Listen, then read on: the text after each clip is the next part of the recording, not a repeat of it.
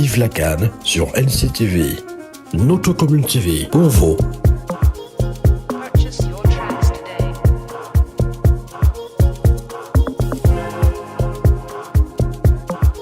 Mais on va sortir avec une dernière thématique rapidement parce que le temps nous tient à la gorge. On va évoquer cette décision de la CAF qui décide que les matchs, les Coupes d'Afrique se tiennent désormais tous les 4 ans. Donc ce sera désormais une compétition quadriennale et pas biennale comme c'est le cas depuis 1957. Voilà, Patrice Motsepe qui l'a annoncé au cours d'une conférence de presse après notamment une réunion avec son comité exécutif. Messieurs, alors, est-ce que l'héritage de Issa Hayatou a été profané? Est-ce que c'est une seconde mort pour Issa Hayatou, l'ex-président de la CAF, le Camerounais Issa Hayatou? Vous le dites bien, c'est une deuxième mort. Parce que je pense que Issa Hayatou se retournerait dans sa tombe quand il aura cette information-là que la CAN va passer à 4 ans. Il a sûrement déjà. J'ai été personnellement choqué par cette annonce du président de la Confédération africaine de football, Patrice Motsepe. Vous comprenez, au temps de Issa Hayatou, c'était un fervent défenseur de la CAN à plusieurs reprises. La FIFA a voulu s'immiscer dans le calendrier de la Coupe d'Afrique des Nations, mais à chaque fois il a tenu tête. Issa Hayatou a tenu tête. Aujourd'hui, on a un président de la CAF qui est arrivé dans le football, je peux dire par effraction. C'est un homme d'affaires qui a pris un club en Afrique du Sud, mais finalement s'est retrouvé à la Confédération africaine de football. On a même vu les élections, c'est des élections par acclamation, où on choisit quelqu'un, tout est préparé à l'avance, on sait qu'un homme directement, il sera président de la Confédération africaine de football. Et de plus en plus, devient proche du président de la FIFA. Quel qu'en soit ce qu'on organise en Afrique, même si c'est une petite compétition, le président de la FIFA doit être présent. Et parfois, il vole même la vedette au président de la Confédération africaine de football. Finalement, il veut s'immiscer dans tout en ce qui concerne le football africain. Je pense qu'on est en train d'oublier une chose.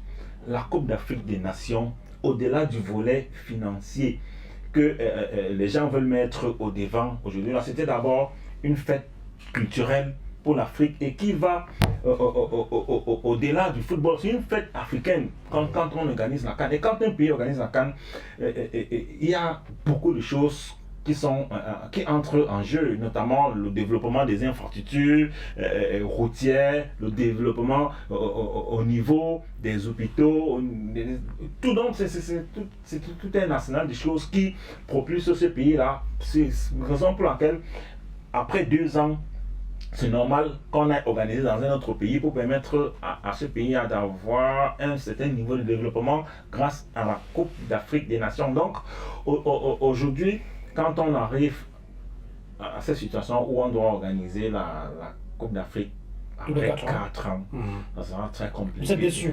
Très même. D'accord. Et je ne comprends pas cette situation. Moi, je n'ai pas envie que cette information-là soit confirmée. Les fédérations devraient s'entendre quoi. Il faut même pourquoi pas un groupe pour aller à l'encontre de cette décision. Oui. D'accord. Alors, coach Zidane, on sait très bien que cette décision était envisagée, cette idée était envisagée depuis longtemps. Déjà, la périodicité même, la période même à laquelle la CAN se dispute, à l'époque de Issa Hayatou, il n'était pas question qu'elle passe de janvier pour un autre mois, que ce soit juin, comme en 2019 du côté de l'Égypte, ou bien en décembre, comme c'est le cas actuellement du côté du Maroc, avec ce qu'on voit comme problème climatique. On sait aussi que l'idée d'une compétition tous les 4 ans n'enchantait pas Issa Hayatou. On sait aussi que Infantino s'appuie beaucoup sur ses amis, entre guillemets, africains pour faire passer ce type de décision. Ses amis que sont Patrice Motsepe et beaucoup de présidents de fédérations qu'on peut voir à ses côtés à tout moment. Il y a une opinion qui dénonce l'impuissance des grandes figures du football africain, des grandes gloires, des anciennes gloires du football africain, et notamment certaines de ces gloires qui sont aussi dans le comité exécutif de la CAF, qui n'ont pas pesé véritablement de leur poids selon ces analyses-là, pour qu'on n'en arrive pas là? Qu'est-ce que vous répondez à cela?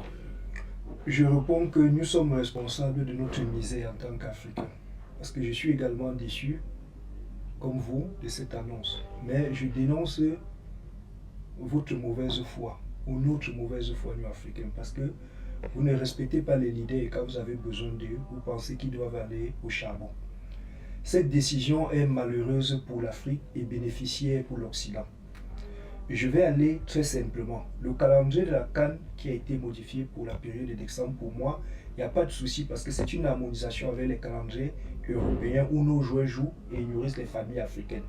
Je ne suis pas de ceux qui parlent d'un panafricanisme ou d'un patriotisme à tout à travers, mais je suis de la logique.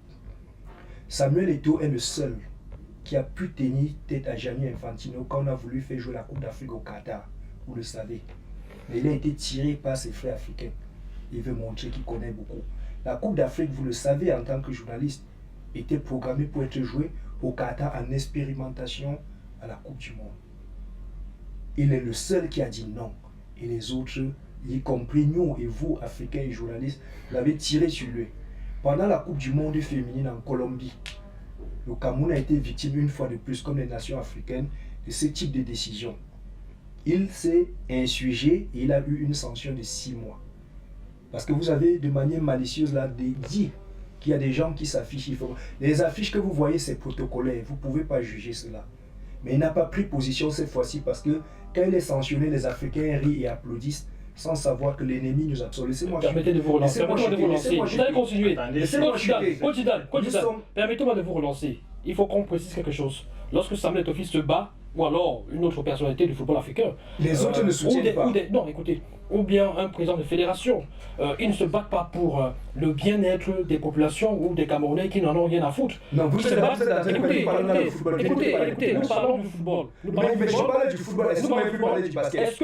Qu'est-ce que moi, personnellement, même si j'ai dit quelque chose de négatif sur Samuel Eto'o, ça m'apporte quoi, personnellement? Bon, attendez.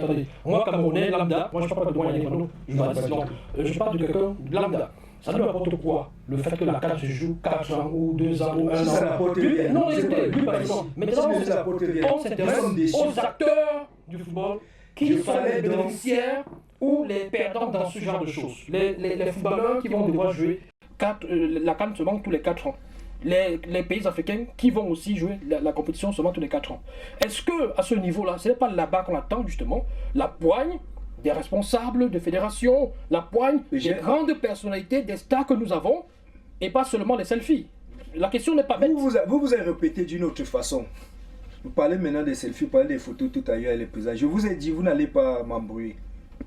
J'ai dit et je maintiens, nous sommes tous en souffrance face à parce que ça va freiner le football africain. La CAN, c'est la vitrine pour vendre le talent africain. Et les joueurs, comme parler de football, font vivre les familles parce que tous les 4 ans, nous avons l'opportunité de renouveler, de valoriser l'élite sportive africaine qui va aller à la conquête de la colonisation du monde. C'est ainsi, hein? It's business. Donc, il n'y a pas de sentiment là-bas. Vous jouez, on vous paye 100 francs, un autre on lui paye 1 milliard, on s'en fout, il s'en va nourrir sa famille. Et ces gens se sont taillés la part du lion. Maintenant, les éléments que nous avons en nos mains, ceux qui sont capables, je vais voulu vous donner 2, je vous ai donné 2 faits. Lors où on a voulu faire jouer la Coupe d'Afrique au Qatar, le seul Africain qui a dit non à mon audiovisuel, c'est Samuel Eto'o. Il s'est opposé à son ami Infantino. Les autres se sont cachés. Ça reste à compléter comme information. Si vous voulez, vous faites votre recherche. J'assume, je suis en direct, j'assume. D'accord, ça engage que vous. On va m'empêcher de parler. Allez-y, continuez, Coach Zidane. Maintenant, ce que je suis en train de dire, c'est quoi? L'Afrique aujourd'hui est encore victime de cette situation où les gens se taillent la part pour leurs affaires.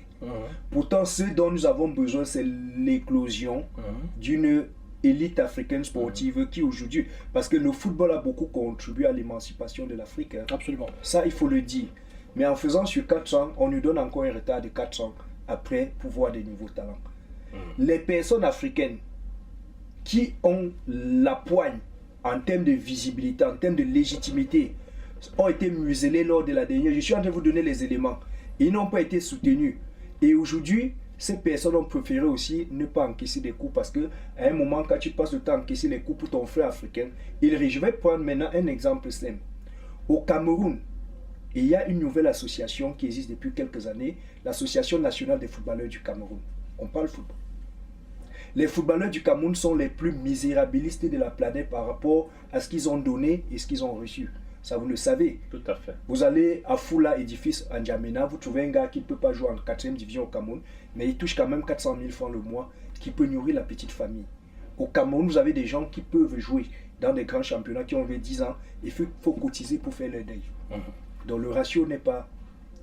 Et cette association existe, et elle est présidée par Lucien Métomo, ancien triple champion d'Afrique.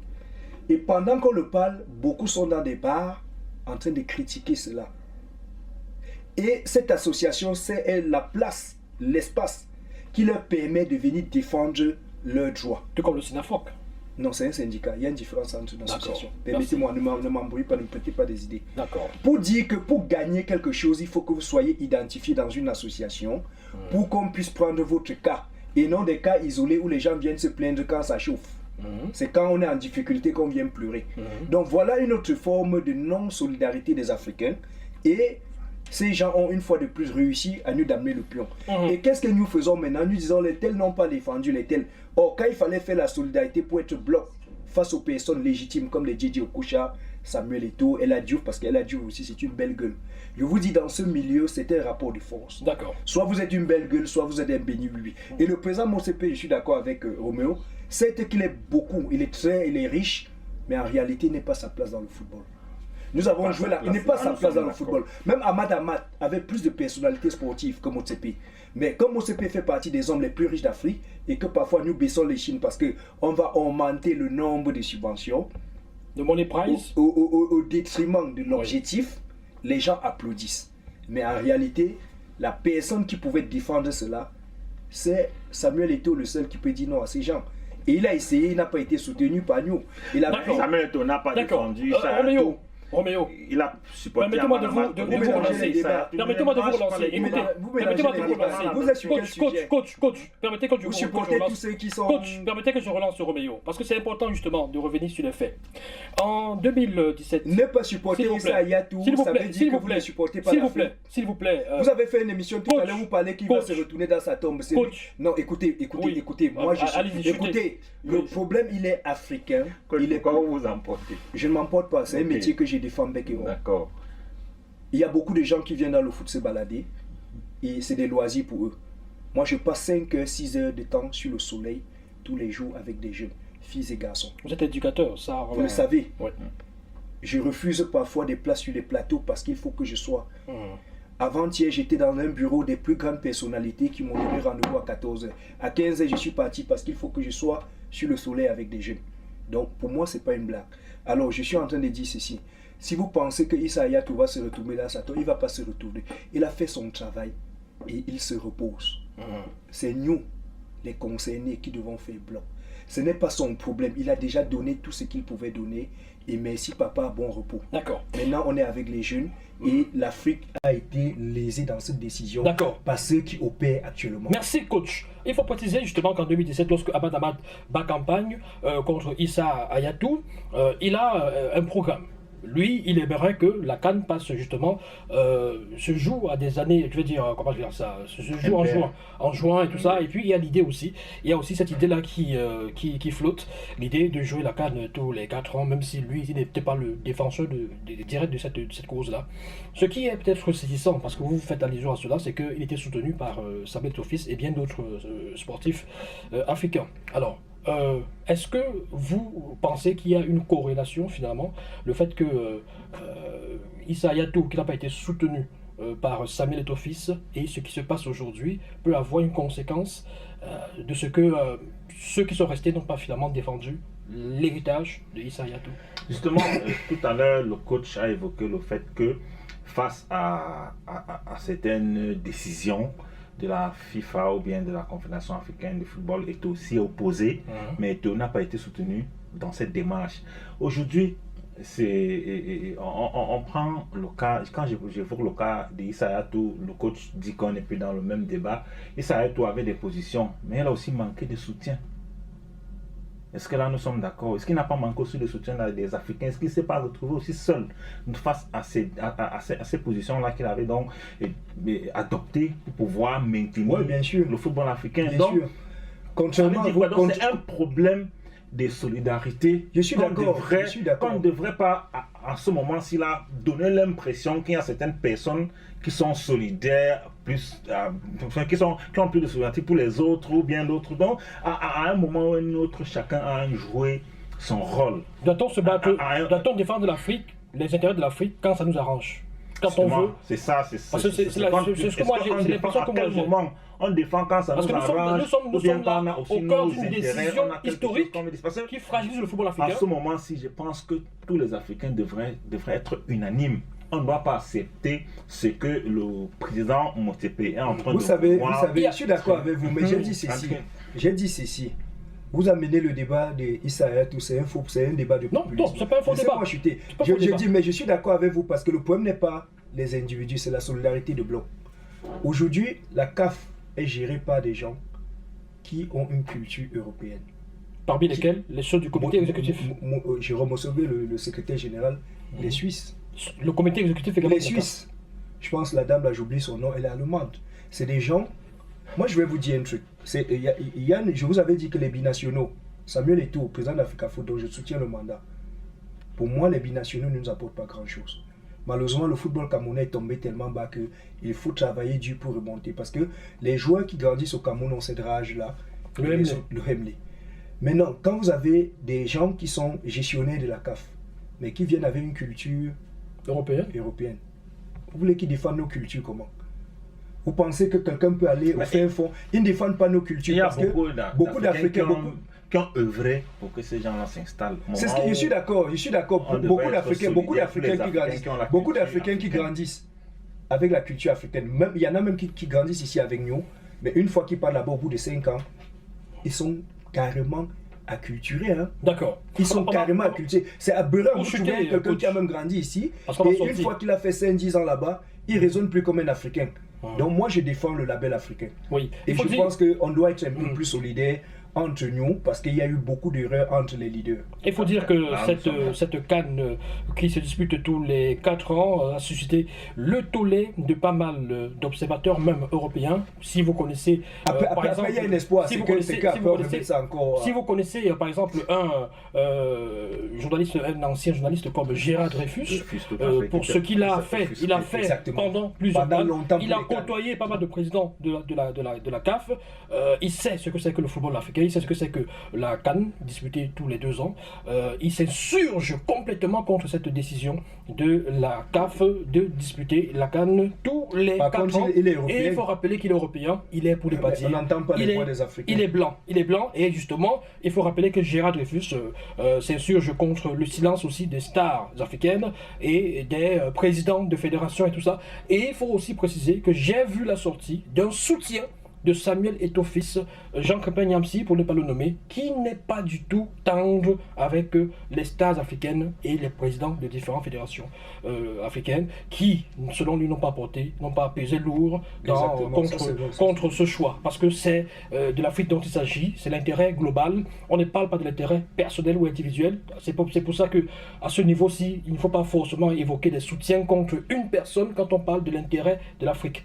Donc, voilà. Alors, vive la CAN sur NCTV, notre commune TV, pour vous.